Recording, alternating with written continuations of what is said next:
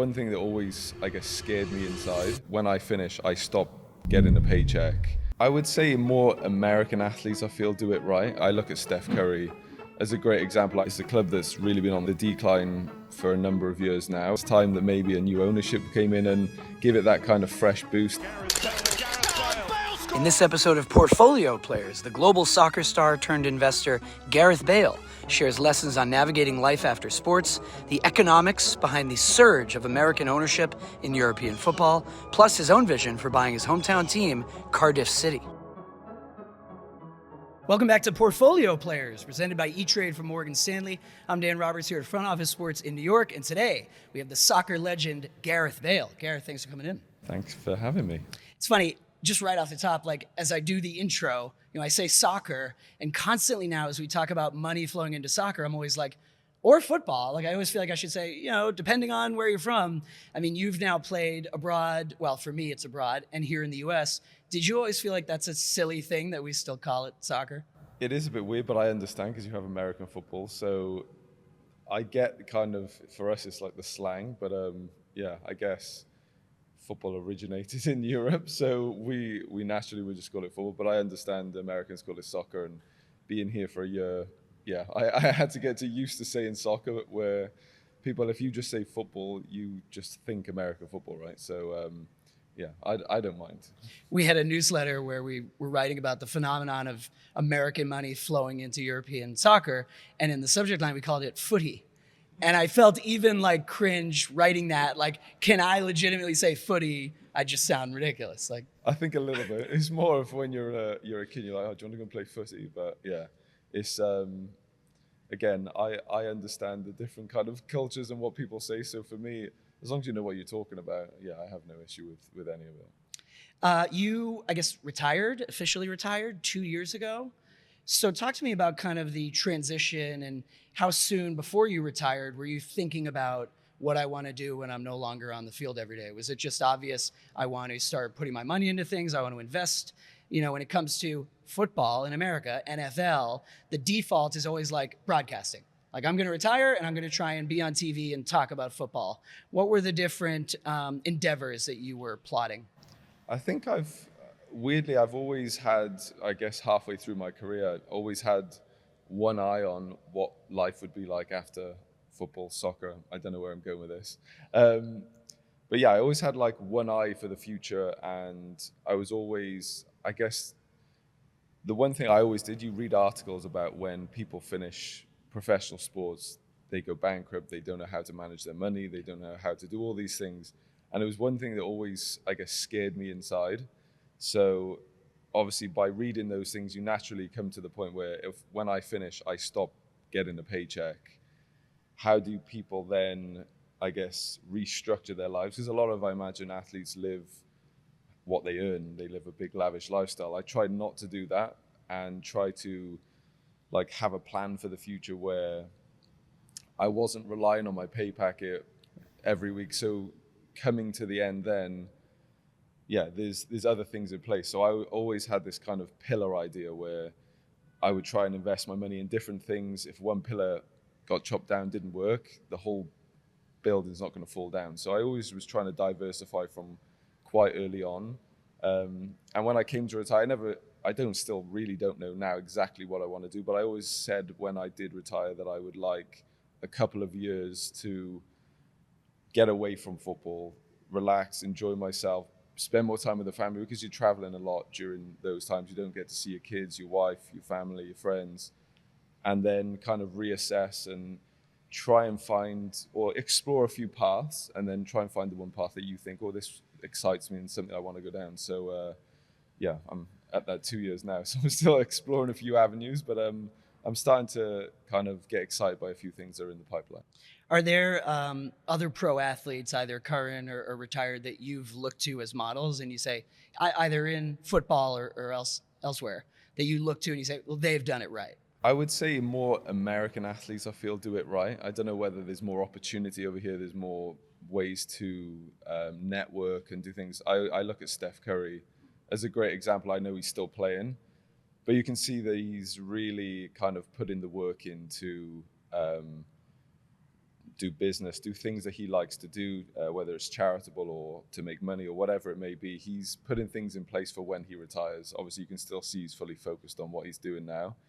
But I feel like he's doing a great job, and someone I feel like I look up to, and you can kind of take things from what he's doing and you can try and spin them and make them work for yourself also.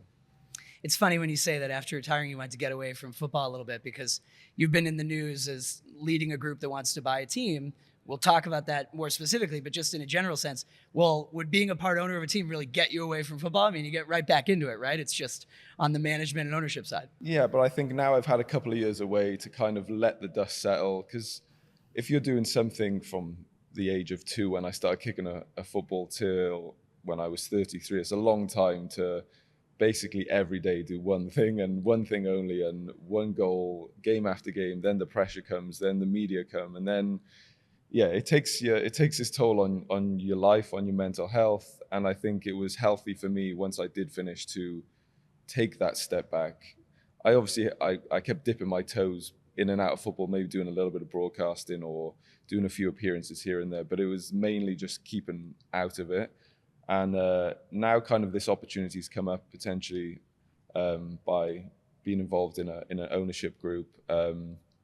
Has really got me a bit more excited about football again. And I think because I took that time away and I was able to kind of like de-stress, kind of evaluate everything, and now I'm going in with more of a fresher mind, a bit mentally more healthier about football, and it kind of brings that excitement back a bit. So this sounds like you're not coming back. You're done playing.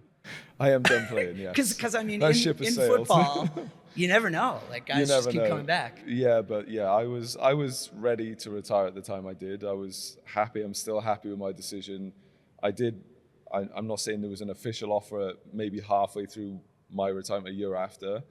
And to make kind of a decision thinking, I could come back, I was like, kind of felt sick and I didn't want to come back. So I was like, right, that's how you know. That's how I 100% knew. And I was very confident I knew when I did retire, but that kind of like sealed it for me that I made the right decision. It is certainly not a new concept that owning a pro team would be a great investment. People have always wanted to own a piece of a team, but it does feel like in the last 3 or 4 years, that trend has accelerated dramatically, especially for athletes and celebrities, actors.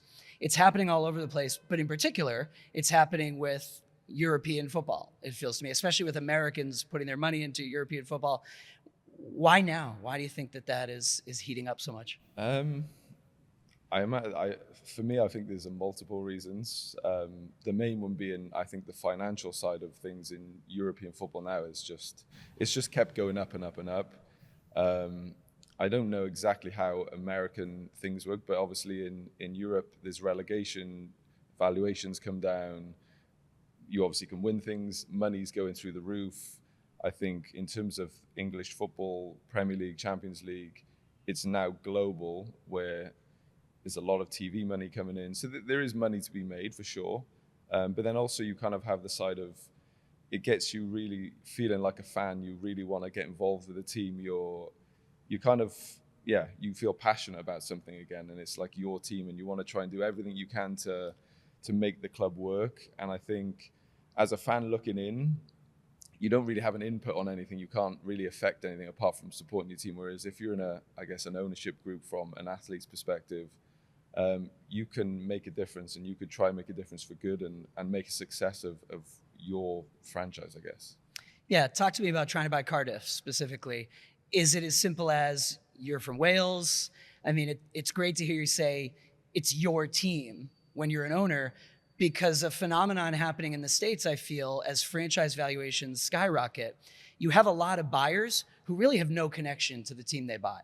And that's fine. That's just the reality. But that is a little bit of a change to me. There was a time where, mostly the owner of an NFL team or the owner of a baseball team is someone who grew up in that city, and now they've bought their team, and wow, what a dream realized. Now it's like people will just buy whatever team they can get, right? But that Cardiff would have real meaning for you. Yeah, no, exactly. It's where I was born. It's where I grew up. And I think that's probably what's torn on my heartstrings a bit more, to make me a bit more motivated to get involved again back into football, is because it's my home club. It's a club that's really been on the decline for a number of years now, and For me, I think it's the right time, and I have a lot of friends who are Cardiff fans who also agree with me that it's time that maybe a new ownership came in and give it that kind of fresh boost, that fresh ideas, the excitement back to the club where we could potentially go forward again. So it's I think, like I said, because I'm from that city, it has even more meaning, and I guess it gives me even more motivation to be involved and want to get behind the ownership group. You mentioned that the club has struggled. I mean, a big factor in both valuations, when teams sell now, when it comes to footy, is relegation, right? And sometimes that creates a buying opportunity. I mean, they're currently in the third tier and were relegated a few years ago. Is that sometimes what sparks these conversations? I think so, because it's easy to go and buy. I know, for example, Chelsea have recently been bought by an American businessman, and you can still grow it. But I feel like when it's a club that maybe has gone down, there's maybe a bit more of an upside to it. Obviously, there's still the risk of you can get relegated again and again and again, but I guess the upside then looks even nicer, right? You can build something from the ground up rather than buying an established club that maybe you can just add a bit more value to. It's maybe a bit more of an exciting project, like you've seen Ryan Reynolds and Rob McElhenney do with Wrexham. I'm sure you're going to bring it up. I was about to bring it up. Well, I was going to ask you if you almost get sick of hearing about Wrexham, but it is true that especially the show has just brought so much attention to it. No, and I don't get sick of it. It's an amazing job what they've done, and I guess it's kind of maybe breeded a new way to grow a football club. It's a different way that they've done it. They've done it through a fan base. They've made new fans. They've made a new country fall in love with another country's football team, and it's a cool thing what they've done, and what they've achieved on the pitch as well is unmatched. I think 3 promotions in a row. Now they're probably in one of the toughest divisions in world football to get out of, to get to the Premier League, but it's a place that they need to get to the Premier League, which is, I guess, the gold mine. But what they've done is incredible, and I guess they've set a kind of a benchmark for other people owning clubs on what to do and how to do it. Wrexham is a great example of when it works. You mentioned Chelsea. Is there any downside to this flood, specifically of Americans into European football? I don't think so. I think they're investing in the game, right? They're not investing to lose money, to take things away from the game. I think they're only trying to grow it, and to have American businessmen, women involved in European football is great. It brings it to the bigger masses. I think football is growing in the US again more and more and more. It's becoming a main sport. I've played here. I can see kind of the excitement, the growth. The World Cup's coming here. The Olympics is here. The Club World Cup's just happened. So it's exciting. It maybe brings it to even bigger audience, and it grows the game globally even more. Yeah, I want to ask you about that. You're doing my job for me with transitions. But soccer in America, football, when you say it's becoming a main sport, I mean, yes and no, right? Like MLS has really grown and keeps expanding, but I think there are legitimate questions about whether it makes sense for that league to keep expanding and adding clubs. You mentioned the Club World Cup. There's been some interest in some of it. When it first started, week 1, I think there was pretty low interest or low ratings. It's a little bit all over the map still, and I think it's a constant reminder.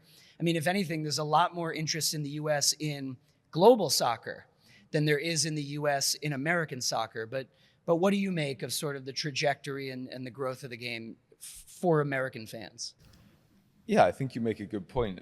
At the end, I think back in the day, people used to support teams. I think now with social media, YouTube, highlights, a lot of kids like players, and then they go and support that club, they'll have the name on the back. I think the one thing that I would say about maybe why the MLS isn't so big is because there isn't the best players in the world playing. It's, as much as it's a good league and it's growing, it's not the best league in the world. And where now everything is accessible on the internet, on TV, you can easily watch European football wherever you are, whatever time. You can watch highlights, record it live, whatever it may be. And to watch that kind of standard of football maybe makes US fans like European football more, but does it take away from the MLS? I don't know. But if the MLS could somehow get a bit more financial power and bring better players over earlier, because I feel, unfortunately, a lot of players come over towards the end of their careers where I did the same. I really loved my time here, and I actually wished I came over earlier. But if you're getting offered a lot more money in Europe, not really gonna.